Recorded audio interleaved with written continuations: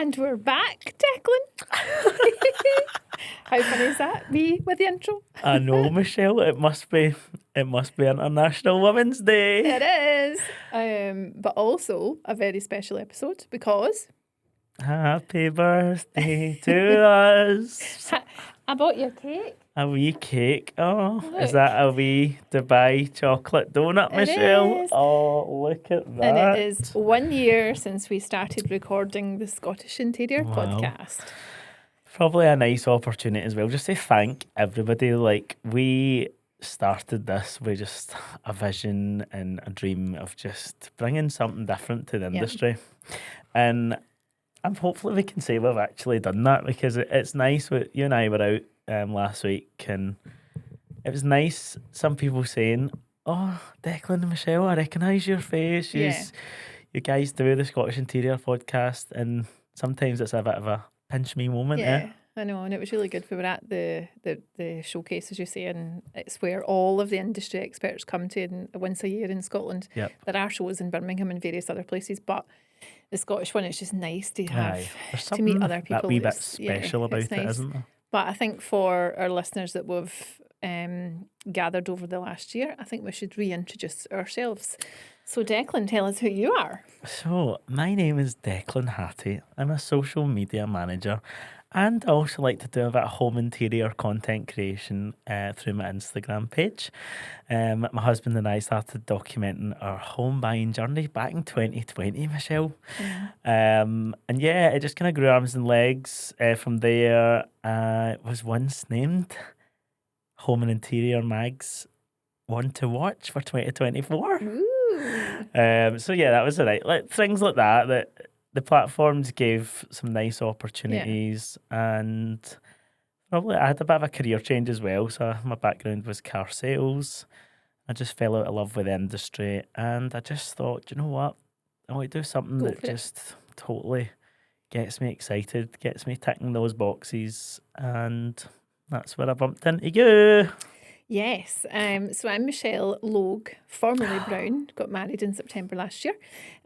Still takes a wee bit of getting used to, doesn't it? And my business is called Interiors 45. So I do interior design and styling for both commercial and residential clients. So yeah, life has been busy, and I've always got Declan by my side doing my socials and going to events and speaking at events. I do a home show, all of that kind of stuff. And what's wonderful about today, because it is in aid of International Women's Day, is that we've got two guests coming on today for that purpose, and it's very inspiring females. So what you're going to say is, Michelle, is I am surrounded today by a room of leading ladies. Yes.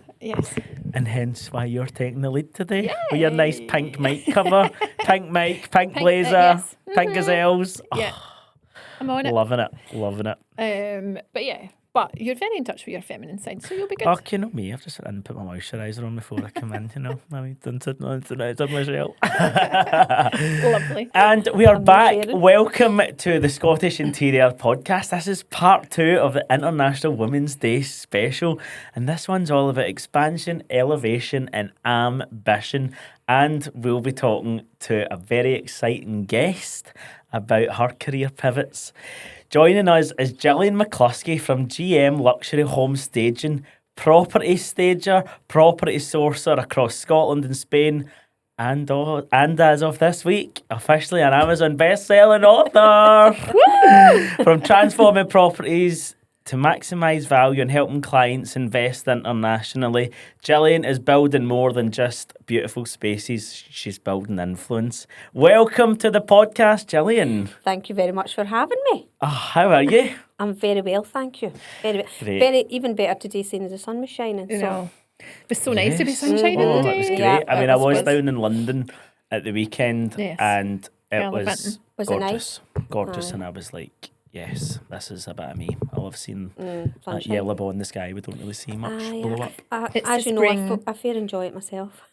Right, Gillian, so it's International Women's Day on Sunday. Yes. I was going to say week because Declan keeps saying week. International Women's Week. Oh, you know what? We'll go with it. International give Women's all the Day leading every day. ladies a week. Yeah. And we're leading ladies. Yes. And this year, the theme is all about Givers Gain.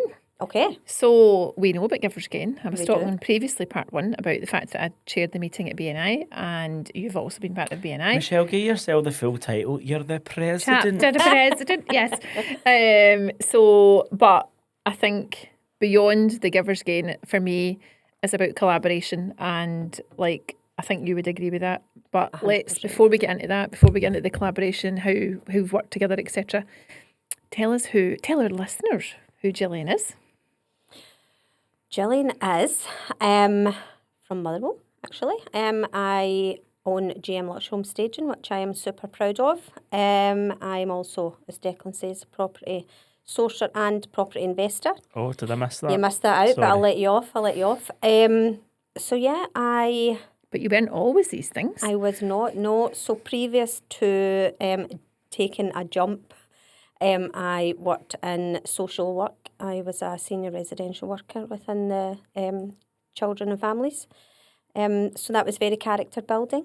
But when I got introduced to property with a couple of my friends, I then realised this is for me. It was just a whole new life. Like it was just different and exciting, and it's what I look for is freedom. Yeah. So I don't want to be told when I need to go for my lunch. I don't want to, can I put in for holidays and all that. So there was a lot of, when I get introduced to property, it was just a whole new ball game for me. It was very daunting though, because I had never thought of that before. It was scary. It is scary, right? And obviously we had Nicole on from Lady Venetian earlier, and she's like full of life and buzzing and just go for it. But also I think there is an element of fear and what if you don't make money and what if you can't pay the bills and all that. So I don't want us to sort of skip over that it's easy, because it's not. Oh, it's not. It's absolutely not. I mean, it's funny though, because so many times I've been like ready to throw the towel in. I was like, no wonder no everybody does this. You really need to, it's really hard to dig deep sometimes. And it's when I was taking the jump, speaking to my family and friends, and they were like, Gillian, you're paying all the bills, like this is, you shouldn't do this. And I was like, oh no, second guessing myself. And then I was like, well, I'm still got to do it right enough. Yeah. But it is hard, you're constantly trying to evolve. But I think what we're quite bad at, I know I'm very bad at, is not realising how far you've came. Because when you're running your business, not giving yourself a pat in the back either. Yeah, and it's like when you're running your business, it's like, right, that's that job done. What's the next? How can I help? Who can I, collaborate with? Or what is the situation? But it's the biggest, craziest roller coaster. I sometimes think this as well. Like you just constantly, when you said they're second guessing yourself, you just never give yourself enough credit ever. No. And sometimes I constantly find myself thinking I'm not doing enough. Yeah. And that's the hardest bit about working for yourself, self-employed. Yeah. It's lonely. But also you take full days off. No. Nicole doesn't take a full day off. No, that's right. She doesn't believe in a full day off. What do you need a full day off for? No. So I find that very interesting. Yeah, I find that interesting as well. But especially given the graft involved in that specific job type. Like, you're on your feet. Yeah, you'd be shattered. Yeah. Yeah. But also I think like the leap is going from a salary, whether you hate that job or you don't, or you fell out of love with it or whatever, it's a salary and it's a, money coming in at the end of the month, and it's holiday pay and it's all that kind of stuff that we spoke about. And it is hard, but the thing that it does give you is exactly what you said there, is freedom. Yeah, and I think as well, and I often say it, people, having a job is great, and I'm grateful. I have worked in many jobs through my life. I've always been employed, super grateful for that. But then somebody else is really pulling your strings, you're only a number. And I've seen it within my work setting. Literally, you're out and then it's like, what happened there? And, and it's that, although people will say, oh, you've got a safe job and you've got, income and all that. Security and... Well, you've only got it if your face is continuing to fit. Absolutely. And then what? Do you have another plan of action? I mean, my property coach, my first property coach, Heather, she'll always say, you know, you need 4 streams of income, 4 legs of your table, because if one wobbles, then at least you've got other ones to keep you going. But really, when you're in a job, that is you. You know, you're, right, that's my wages.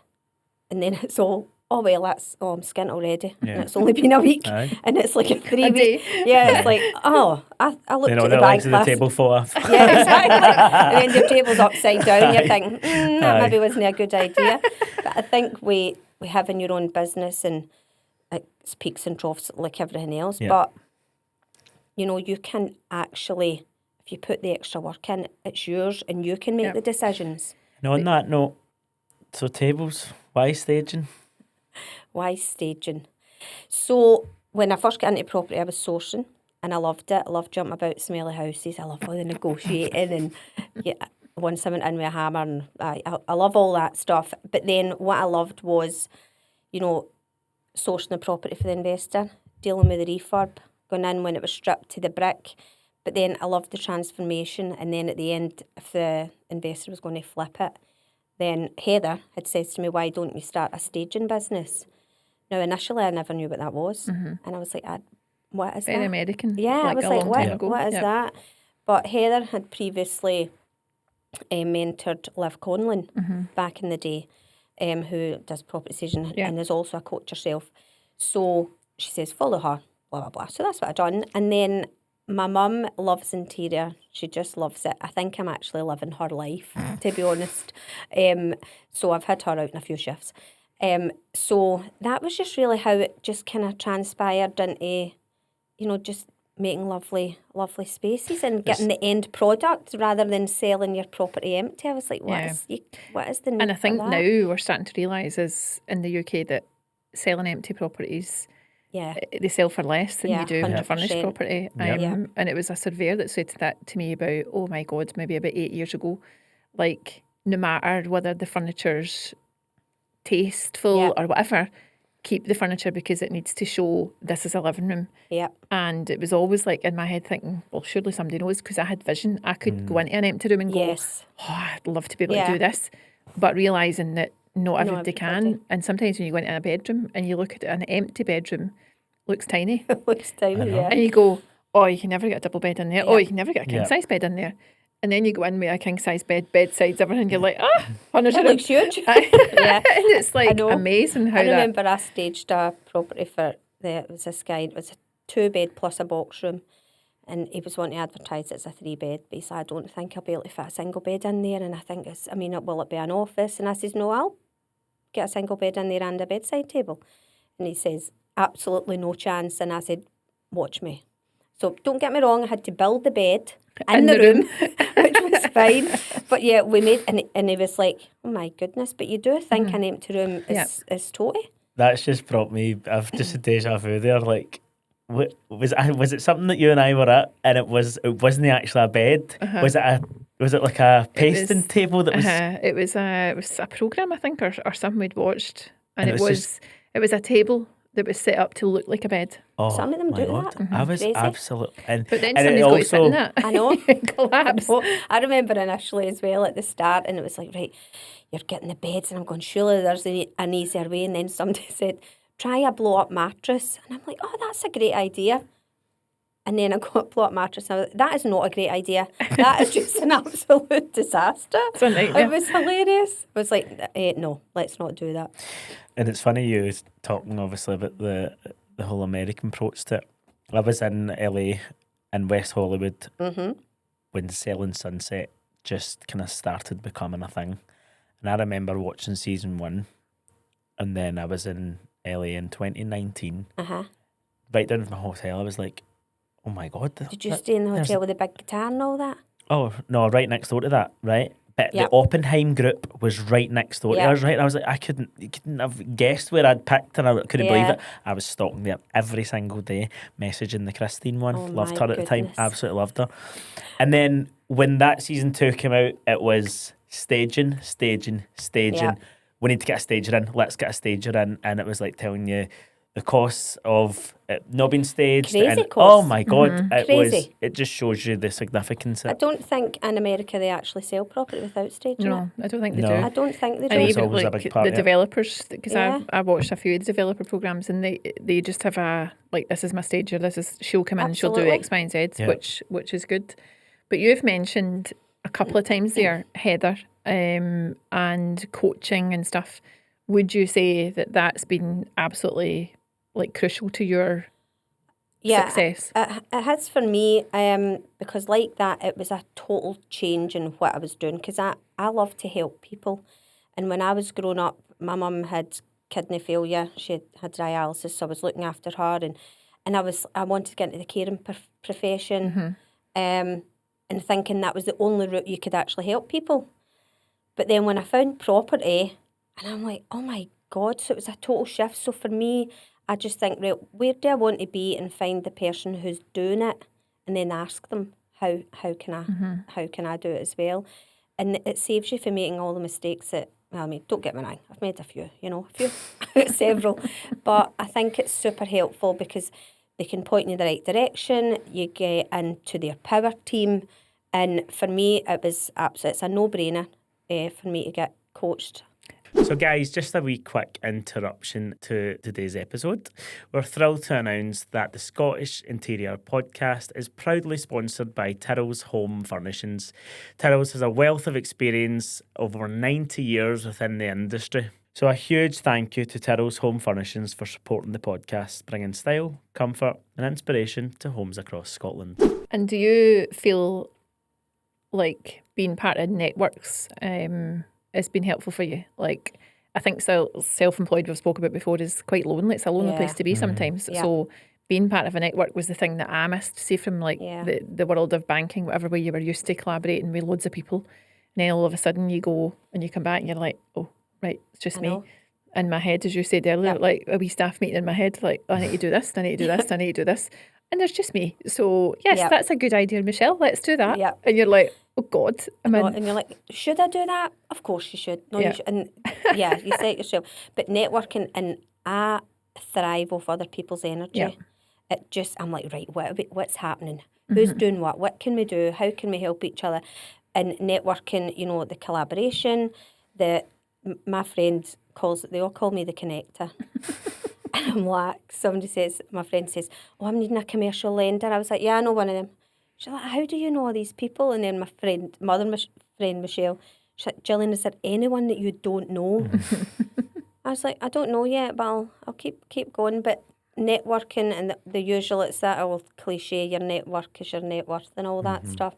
And I definitely think it is. I think you can grow quicker and help more people when you are in a networking room and everybody's got the same kind of get up and go, like, right, what's happening? But it's old adage, isn't it? You surround yourself with the people that you want to be. Totally. And like, if you do surround yourself, and I know you're quite believing in that as well, it's about positive thoughts and not negative energy and stuff like that. And I think when you go to a place where you feel connected with people, it does lift you, it does your mindset. And if you're 100%. in a moment of doubt of I don't know if this is for me, and you go somewhere like that, you actually come back and go, right, get yourself together. And I think as well, when you step out of the norm of working your 9 to 5 or being in the job, and you end up, you kind of orchestrate yourself, I don't even know if that's the right word, excuse me, and you literally ostracise yourself, that's the word, no, orchestrate.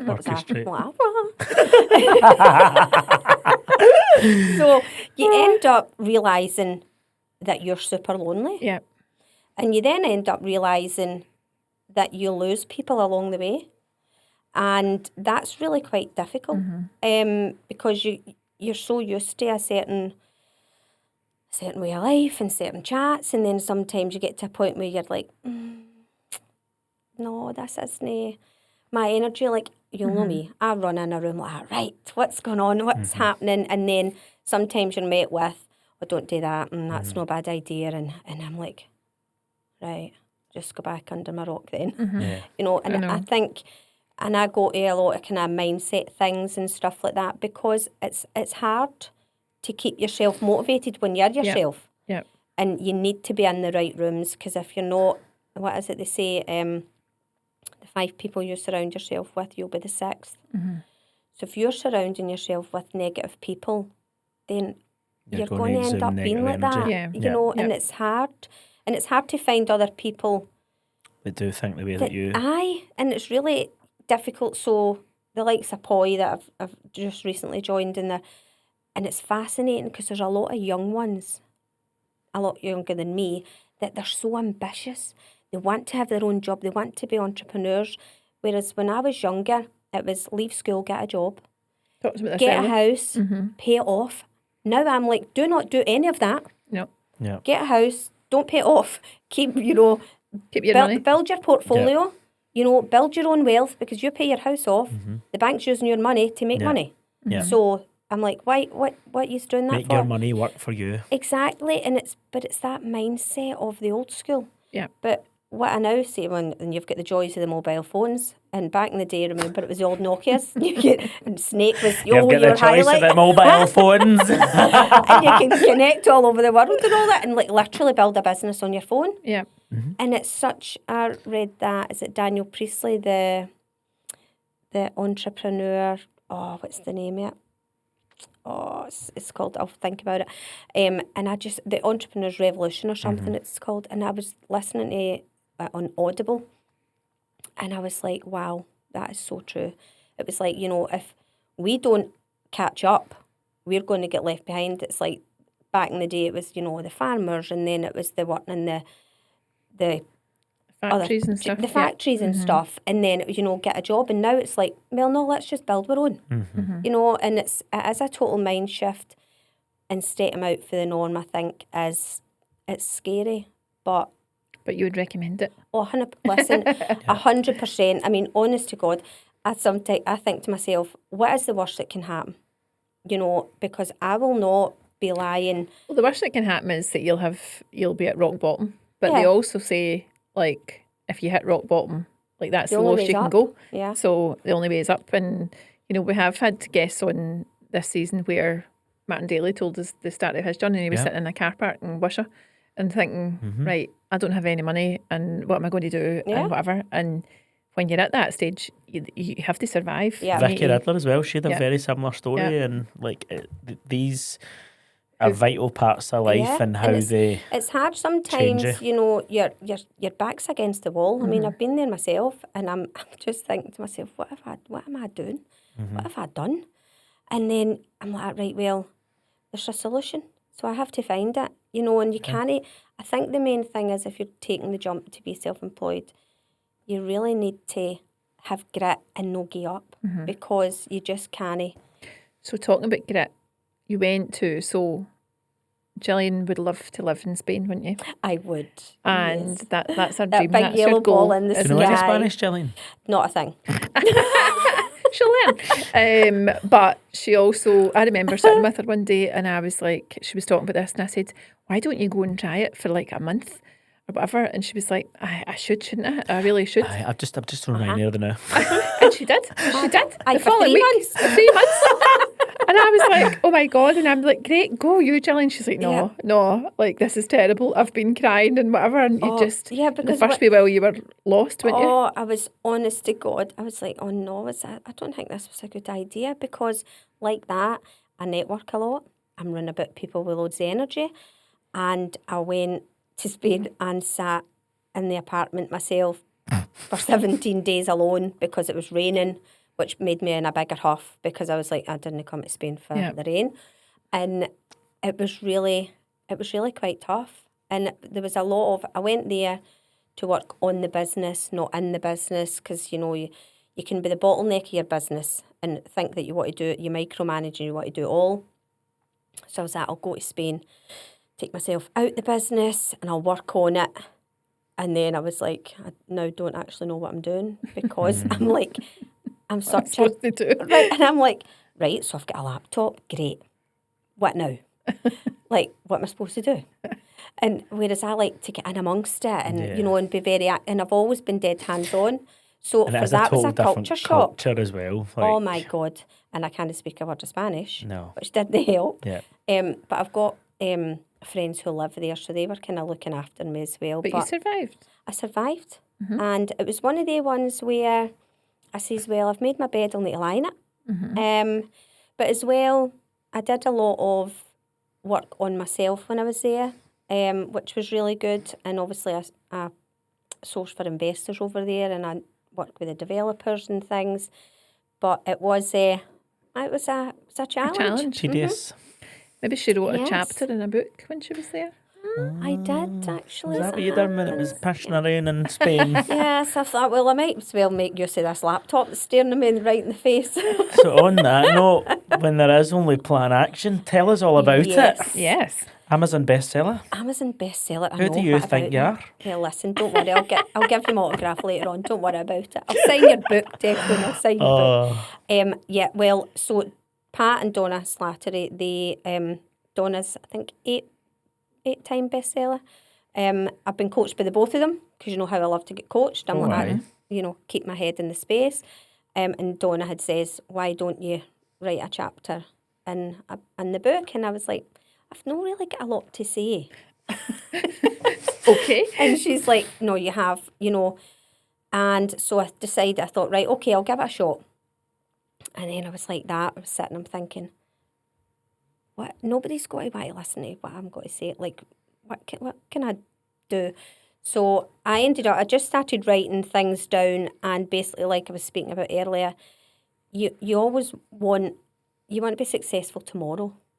And it's like, right, what next? I'm not successful enough. I've not done enough. I've not brought in enough business, or what can I do? And then I just kind of sat, and I remember somebody says to me one time, how do you eat an elephant? No, that I would actually advise them to eat an elephant. How do you eat an elephant? And I'm like, I don't know. And it says one bite at a time. And I was like, that's actual genius. So that's the name of my chapter, One Bite at a Time. And it's just basically, about stepping out your comfort zone.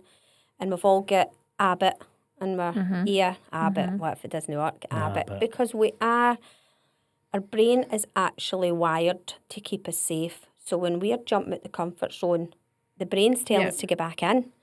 And it's like, you actually says one time, I'm sick of being an adult and fighting with my own brain.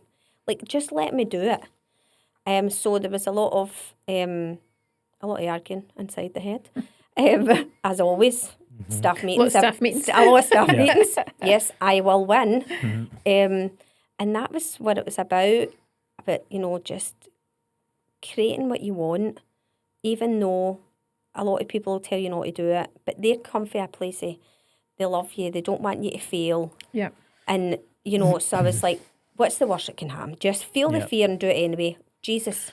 I mean, somebody says to me, Gillian, you can't do that. And I says to them, what I'm telling you I want to do, is someone already doing it? Yes. So how can I not do it? Doesn't make any sense. If somebody's, I'm not reinventing the wheel. I'm not coming up with a new solution to whatever. Somebody's doing it and being very successful at it, then how can I not do it? Yeah. So that's what I'm going to do. And that's exactly the attitude Nicole had as well, wasn't it? So like really inspirational women to say, do you know what, like I want to do that, I'm going to do it. So on that note, what is your advice to any women listening out there who do want to grow or change or pivot? I think my advice would be, whatever it is you want to do, get in the room with people doing the same thing.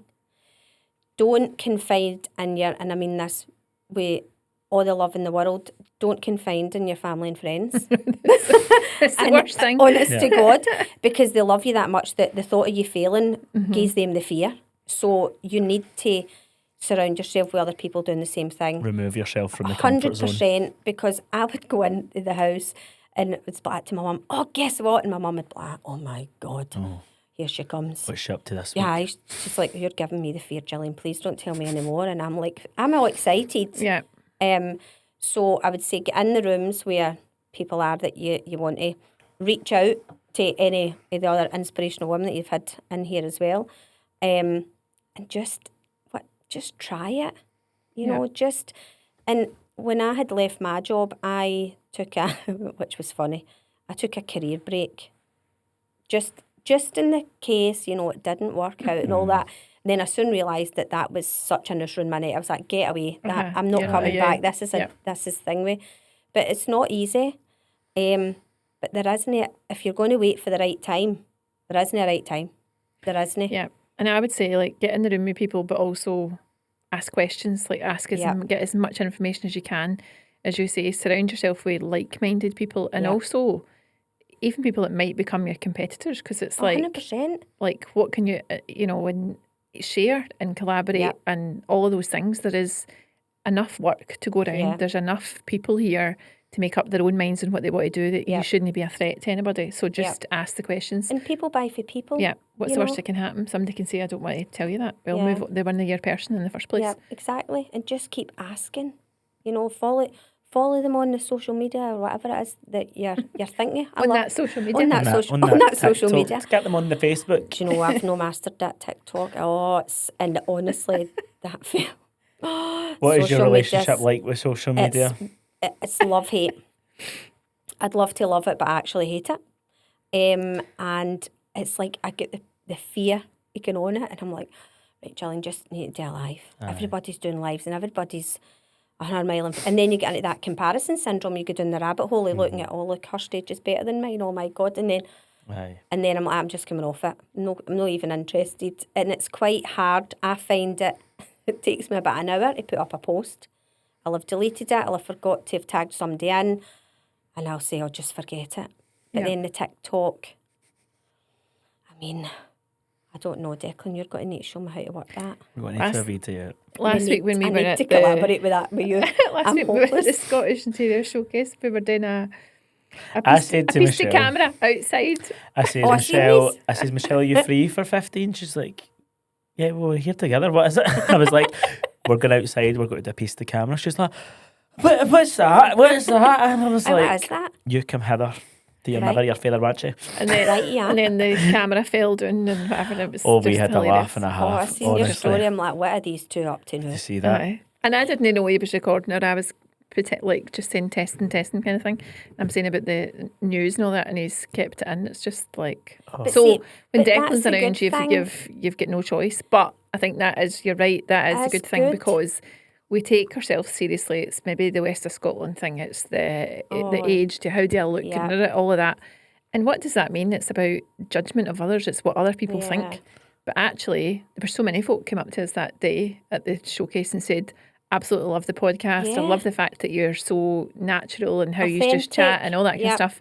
Like, so actually, like, what are we worrying about? That is the thing. It's like, oh God, I need to get my hair done today, and I'll need to get the face on, and I'm like, and then I look at the other girls, and I'm like, oh my God, look the effort they're putting in, and then my hair's up my ponytail, and I've got a body warmer on. And I'm thinking, no, the day's not the day. I guarantee you that body warmer, I'll have GM. Honestly, love that body warmer. It's actually, I was actually going to wear it, and I thought, no, Gillian, get a grip. No.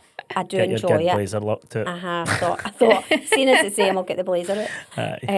But no, I think you do need to, you'll need to teach me how to work the TikTok. So, Gillian, this brings me to my favourite part of the podcast. Dear Lord.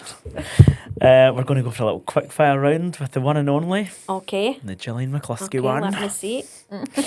So give me one word that describes your journey so far. One roller coaster. What drives your ambition? Freedom. What does property give you? Lights me up like a Christmas tree.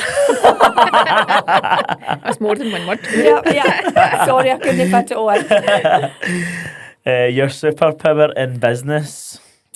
I think for me, it's building relationships. Connector. Hopefully. Connector, yeah. My friend says I'm a connector. And success tastes like what? A sweet red wine. Can we jammy red or a Malbec? Oh, yeah. I do enjoy Cabernet Sauvignon, to be fair. Oh, God. I'm loving that now as well. Yeah. That's my go-to as well. Yeah. What, red wine? We're coming into spring. You'll have to change to the rosé. That gives me heartburn. A wee Kylie blush. Oh, well, there's always like a wee Kylie. My street name's actually named after a Kylie song. Is that right? No. So, Gillian, what's next? 5-year plan? the 5-year plan. 5-year plan is, I was going to say retire, but that's a lie because I don't think I'll ever retire. For me, hopefully living in Spain, and the business running here without me, the staging business that is. And I would love to continue to be sourcing property for investors and myself and build my £10 million property portfolio. Don't know where I pull that number out, but that's what's going to happen. And then I am going back over to Spain next month to work and collaborate with a letting agent over there who is looking for us to supply her furniture packs for her clients. Fantastic. Don't know how I'm managing that, but here we are. Listen. You don't need to know how. We'll get there. Yep. You'll get there. And Michelle, Yes. to our listeners out there, I'd like to end this with a little positive affirmation. Affirmation. I know it's about givers gain, and yes, if you help me, I will help you. If you collaborate with the right people, great things will happen. And Gillian we're both in a similar line of work, and she's actually physically referred me to somebody she met at a property sourcing night, and that client then went on to be my £2 million transformation. So great things can happen when you collaborate with the right people. So my advice to every woman out there for this weekend and going forward, then collaborate and get in the room. Yeah, 100%. Gillian, it's been an absolute pleasure having you on. Yes, it I've has thoroughly been a enjoyed pleasure. it, and all the best for the book. Well, thank you, and I hope to see you all on Saturday. Book signing. Book Signing and celebrations on Fantastic. Saturday at Radisson Blue, 3 p.m. till 6. Oh, Fantastic. can't wait. We'll see Yeah. you there. Get that plugged in. Thank you.